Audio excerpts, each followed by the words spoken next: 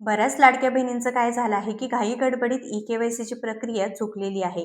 Edit option available आहे का? आम्ही काय करू शकतो का? आम्ही अपात्र होणार का? अशा बऱ्याच लाडक्या बहिणींचे टेन्शन आहे.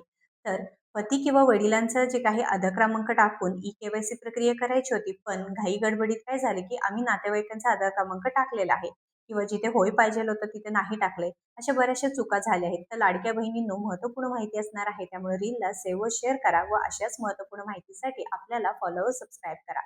तर एडिट ऑप्शन अजूनही आलं नाही. पण सरकारकडे एकच विनंती आहे, 100 पैकी 10 तरी लाडक्या बहिणी असतील, की ई-के-वाय-सीची प्रक्रिया चुकलेली आहे. त्यामुळे सरकारने एडिट ऑप्शन द्यावं, जेणेकरून जे पात्र लाभार्थी आहेत, ते बिनकामी अपात्र होणार नाहीत व त्यांची जी काही ₹1500 आहेत, लाडकी बहीण योजना आहे, ते चालूच राहणार आहे.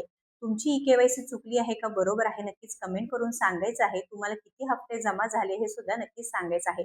महत्त्वपूर्ण माहिती शेअर करा.